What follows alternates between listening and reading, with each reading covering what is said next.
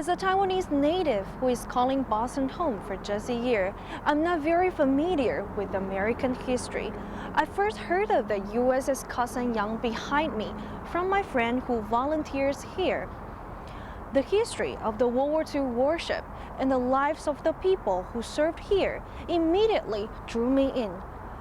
But I quickly discovered it's really hard to find the ship's former crew members, especially those who had served during World War II, because most of them are over 80 years old. But thanks to technology, I was able to track down some of them. Here are their stories. We were the last ship in the Navy to get hit by the Kamikaze. Japanese Kamikaze plane flew right into my whaleboat. I had just left it. It came around the bow, I could actually touch it. You touch the wing with my hand. Best jobs in the Navy was being the commanding officer of These men had served on the USS Cassin Young, and the stories they shared have stayed with them for more than 50 years. The ship is now preserved in the Charlestown Navy Yard. A group of volunteers try to keep her alive. USS Cassin Young, a Fletcher-class destroyer of World War II, exemplifies what her last commanding officer called the proud tradition of valorous performance of duty in the United States Navy. The ship and her crew members escorted larger vessels, bravely defended fleets against powerful attackers, and survived Japanese kamikaze attacks during World War II. The 2,100-ton destroyer measures approximately 376 feet in length and 40 feet in width.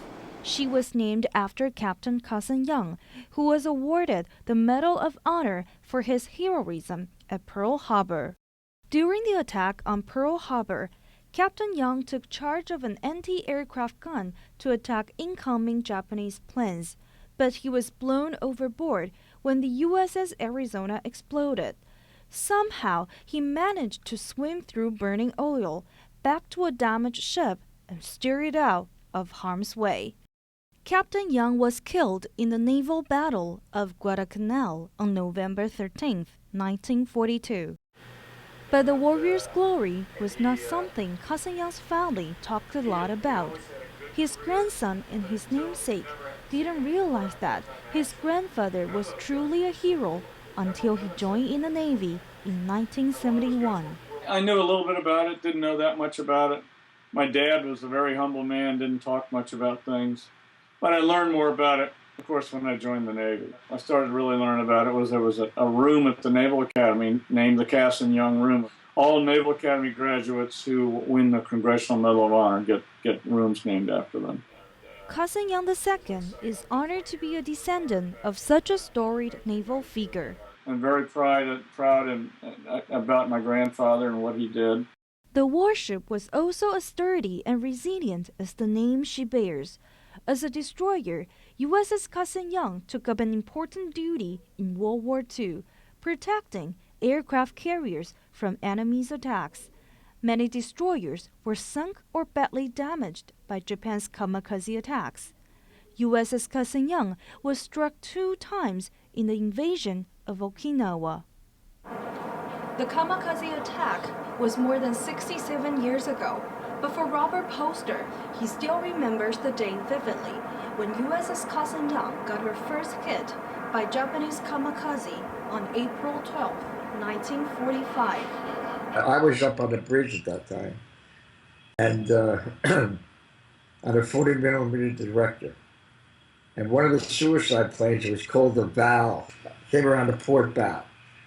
And I could stick my hand on and touch the wing, that's how close it came. But unfortunately, it went around me, us I should say. It hit the forward stop. And that's where it hit. And that's where we were hit by suicide plane. Robert Poster was one of the first crew members of USS Cassin Young when the ship was first commissioned in San Pedro, California in 1943. Poster had been involved with many sea assault actions during the war, but nothing affected him as dramatically as the Okinawa operation in 1945. Ours was about the worst position you could be in during the whole war, because we were just surrounded the island of Okinawa, which was our worst, really the worst invasion of all, because we were closest to Japan, only 150 miles away. In the later stages of the Asia-Pacific War in 1944, Japanese kamikaze pilots started to crash themselves and their airplanes into American destroyers in the last attempt to win the war. Normally they carried like a 15-inch shell or a bomb. They always carried a bomb with them when they hit because that's what would explode. The plane itself wouldn't do that much damage, but a bomb did. They carried it. And that's what they were taught. It was a one-way trip for them, that's all. They didn't have to worry how well they flew. It was just as long as they could get there. That's all they cared about. Poster says the April attack happened so suddenly that there was no time for him to be frightened. You're very well trained, and you don't think anything about the attack. You think you're doing your job. That's what it was. You gotta do your job. And that's what you're trained for. You don't worry about yourself. I get emotions. 1 man died and 60 were wounded that day. Destroyers like the Cassin Young played an essential role in protecting the aircraft carriers, and often they became the enemy's target. These happen very quickly. You don't think about it. So you do something like that, you don't think. I didn't do anything particularly courageous. I just did my job, that's it. Well, I was proud of it. I really was. We were 19 kids, 18, 19. Your whole attitude is different. It's an adventure. When I went to boot camp, we had some older guys in my division, and they weren't as happy about it as we were. We thought it was a big game. 2.5 months later, 10 days before the end of the war, the Cassin Young once again was the target of Japanese suicide plane attack off the island of Okinawa. Bob Harris has become an expert on the Cassin Young and is part of the volunteering team trying to restore her. On July 30th, 1945, about 3:30 in the morning, a wooden canvas biplane carrying a 100-pound bomb, basically no one saw it coming, flew up the starboard side here, and during World War II, there was a wheelboat, a lifeboat hanging from this davit here, and the plane came in, banked in, and slammed into the side of the ship right where I'm standing. Bolivar Cleo Russell had a close call on that night. He slept on the whaleboat because it was so hot on the ship down below. The general alarm system sounded, woke me up. I had to get off of that whaleboat and go to the back of the ship and go below deck and hand up powder, help load the last big gun in the back. Well, I wasn't there, but I don't know, maybe 5 minutes, and a Japanese Kamikaze plane flew right into my whaleboat. I had just left it.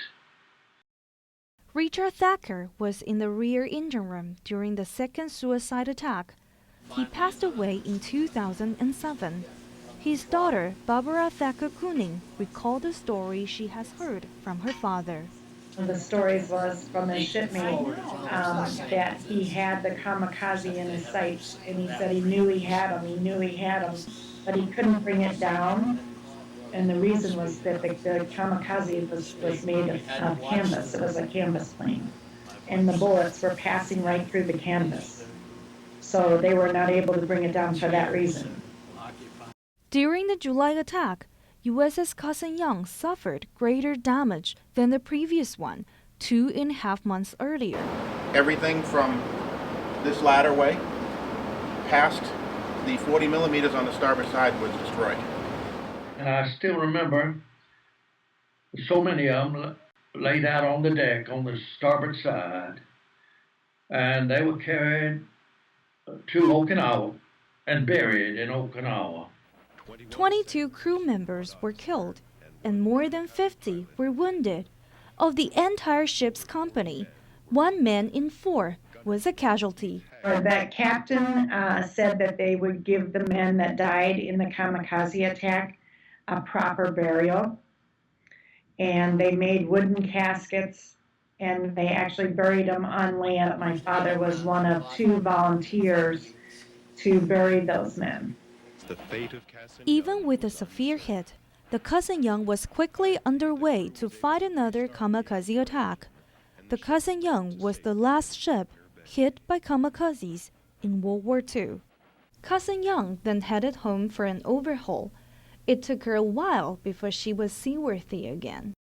In 1957, David Fenderson was the chief engineer of Cassin Young. The ship's operation then included training exercise in the Caribbean, as well as tours of duty in the Mediterranean. My biggest challenge when I came on board here was the fact that the engine situation operationally was in pretty tough shape. I got the crew together and the whole thing related to training. And so it worked out. We had great bunch of chiefs. We had a great petty officers. And so we each did our jobs, and we got the engine room sparkling and the equipment working properly. Interestingly, Fenderson met his future wife when the crew went ashore one weekend in Montego Bay in Jamaica. And our first date, believe it or not, if you call it that, was in the main engine room. I took her down the engine room to show her my spaces were, and she was impressed with that. I met him at a dance. The next day he came in and took me out to Cassin Young, and I went down in the engine room. He showed me where he worked, and it was the engine room. We got married in 1959 as soon as I got off the ship, and we've been married for over 50 years, and she's just a great gal. John Cooper, the last commanding officer of USS Cassin Young, joined the Navy in 1943 and became the ship's captain in 1958. He thought the Navy life broadened his horizon. Join the Navy and see the world, and that's a good recruiting phrase, and I think I first heard about when I was a youngster.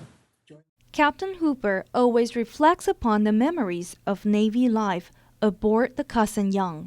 Best jobs in the Navy was being the commanding officer of a destroyer, and particularly the Cassin Young. There's a lot of good camaraderie, and everybody I think that I know that have served on a ship, they look back in retrospect and think very, very fondly of some of the great friends they've met.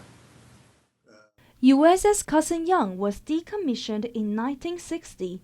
The ship arrived at the Boston Navy Yard in 1978 and is now berthed at Dry Dock 1. She is preserved as a memorial ship and is open to the public. For most people, VIP means very important person. Well, if you find yourself at Charlestown Navy Yard in Boston, you'll find a totally different meaning: volunteer in park. Today, there is a special group on board falling in love with the ship. They spend their time and effort maintaining USS Cassin Young just to make sure she looks good. The volunteers chip the rust, put a coat of primer, paint a new color on the ship. They do everything they can to achieve the same goal: present Cassin Young as the beautiful lady she once was. This ship and other ships like it are really the only factual historical reminder we have of World War II and what happened. To teach the kids, because it seems like the kids are losing a lot. They don't remember World War II and stuff, and they don't remember these ships. They've probably never even seen one. And it's like a lesson in history to them. We serve on this as volunteers to keep it in that good condition and in memory of the sailors that served and were lost in World War II. There are 42 volunteers helping restore the ship. 22 work regularly to maintain her. Each of them has different reasons for being here. This just happens to be a subject that I'm interested in, and I like talking to people about it. On sort of a more selfish level, it gets me outside. I work at a desk all day, so it's very nice to get out in the fresh air, kind of work with my hands a little bit, talk to people, that sort of thing. Where else could you get to dress up like a sailor, be a sailor for a day, and have this fun, get all the work you want and it doesn't cost you a dime. Philip Jasper has served in the Navy for 4 years before he retired from a telephone business company. He became a volunteer in 1996. As I said, in the Navy, and I worked in the fire room here, and seeing the ship sitting over here, I says, gee, after I retire, there'd be something nice I'd like to do, so that we could show the people how it was, how the sailors lived. Mario Libadoni, a retired Navy, came on board in 1992 and has volunteered for almost 20 years. He was an operations specialist chief master in the Combat Information Center on a destroyer during the Korean War. For him, volunteering is better than sitting at home and watching TV. When I was working, I always said if I ever got to retire, I would want to do something, volunteer sort of as a payback. Mario is in charge of ropes and flags on the ship because of his specialty. He knows everything about making knots. He enjoys teaching and showing people how to deal with various kinds of knots, especially the way to make a monkey fist. Just a line to get over on the dock when a ship is coming in and to tie on the heavy mooring lines so they can bring the ship to the dock. It's said he has already given out more than 1,000 monkey fists to special visitors and tourists. Mario also made an honor roll as he came on board to commemorate volunteers who passed away. Each brass plate marks the name of a deceased volunteer and the date they passed away. It's on one of the lockers, so it's always present to remind us that they were once with us and we're still with us in our minds and in our hearts. During World War II, there were 325. The dedicated group tour, scrape, paint, clean, and maintain the ship for no other reasons than to preserve the historic legacy. They also build a unique bond together that nothing could replace. We're a family. We've gotten to know each other through a shared experience. Through the good times and through the bad times. There's a real emotional attachment. We're a family, we're more than a family. I think we share a lot of things that we don't share with our own families. Pictures and written documents are there to present the history, but nothing is worth more than seeing the living monument, which is able to walk back to another time. It is the devoted volunteers that preserve Cassin Young's valuable past, and it is the ship that pulls all the volunteers together.